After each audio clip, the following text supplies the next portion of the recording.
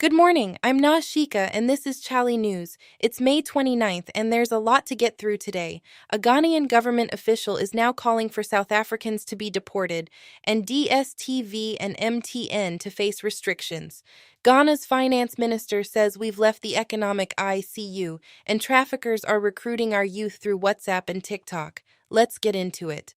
The Ghana-South Africa crisis just escalated sharply.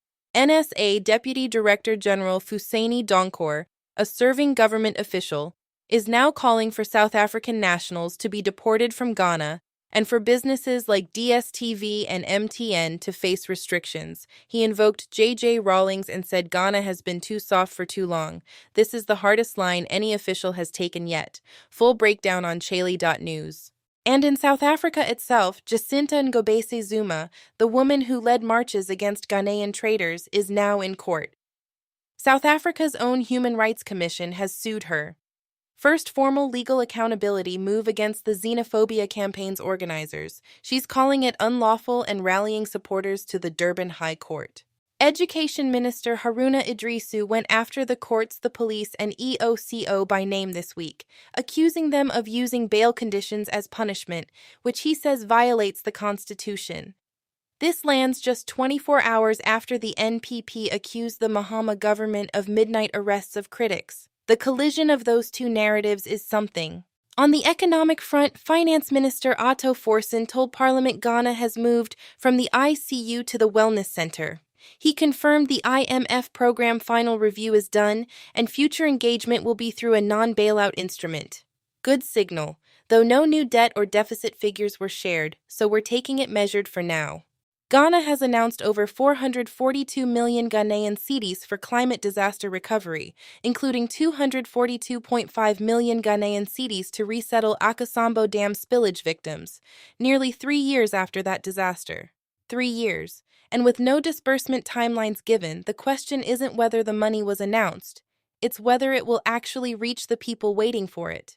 The buffer stock corruption trial has stalled, again. The High Court rejected the state's witness statements because prosecutors hadn't even signed them.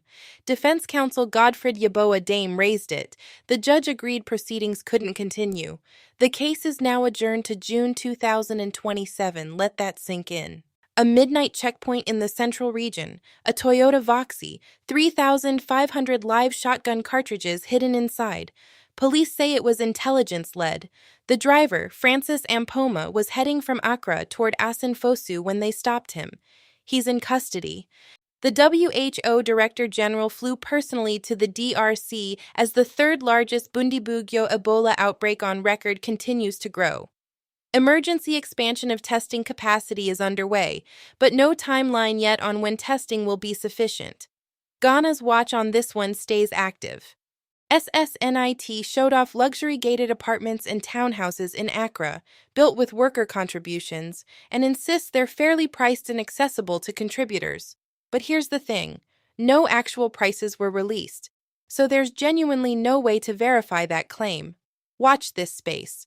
Ghana's 24-hour economy initiative has entered its execution phase, and the presidential advisor told top CEOs directly at the Ghana CEO Summit.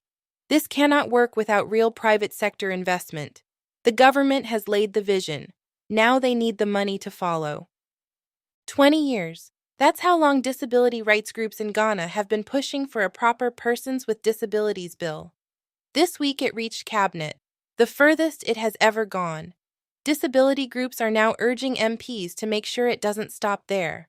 This one is urgent. IJM's West Africa director is warning that human traffickers are now recruiting victims through WhatsApp, Facebook, and TikTok, and Ghana's young people are directly in their sights. If you have children online, they need to know this. Full story on Chale.news. A Korle-Bu doctor is raising the alarm. Hypertension and type 2 diabetes are now showing up in Ghanaian children. A new 3-year project, the ASHIPTI project, launched this week, targeting 640 students aged 12 to 15 at 2 Accra schools. This is not a story for later.